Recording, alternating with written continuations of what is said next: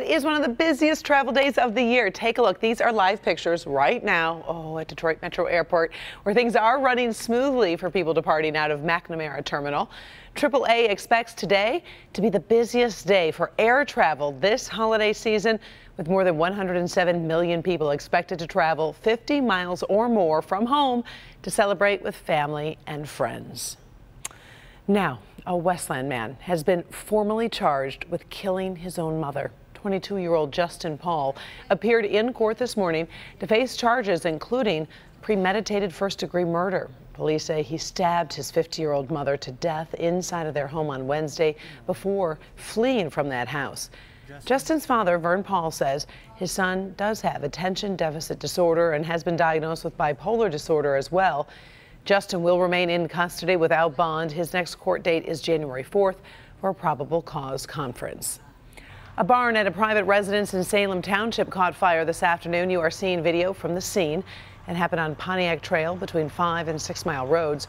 As you can see, the barn is destroyed. Everything inside, including classic cars and a tractor, have been ruined. Thankfully, no one was injured in the blaze. The cause of the fire is under investigation this afternoon. The Children's Hospital of Michigan at the Detroit Medical Center is implementing new patient visitation guidelines due to an influx of patients with seasonal flu. The new restrictions only allow parents, legal guardians, and guests ages 13 years and older to visit inpatients and observation units.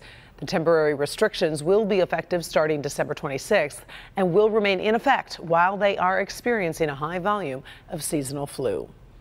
The first family now on their way to Mar-a-Lago for the holidays, but before leaving, President Trump signed the GOP tax bill into law. Sandra Ali is live in the newsroom with more. And Sandra, many thought the president would wait until January to sign this bill. Karen, that's exactly right. In fact, that was the original plan, but President Trump said he didn't want to give the media a chance to criticize him for not getting it done before the holiday break, which he had previously promised.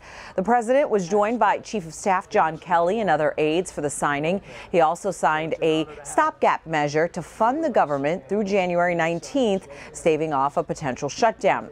As for the tax bill, though, that we're talking about, critics say it's a handout to big business and the wealthy that won't do much to help average Americans. The president says corporations are, quote, literally going wild over the bill, and in his view are preparing to hand out giant bonuses to workers in the coming months.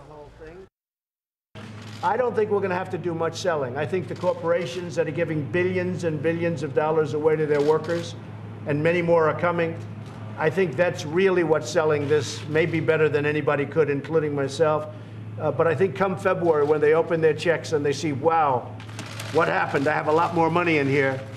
I think that's really going to be something very special. President Trump also took time out to point out he believes this is his 88th legislative victory, claiming that's the most by any president in their first year. Now, according to GovTrack, which tracks bills in Congress, President Trump actually has signed 95 bills into law, but that turns out to be the fewest by any at this point of any recent president, dating back to Eisenhower. Now, back on his 100th day in office, he was on a record-setting pace, but that pace has slowed down, and it actually has slowed down pretty dramatically, Karen. All right. Thank you very much, Sandra.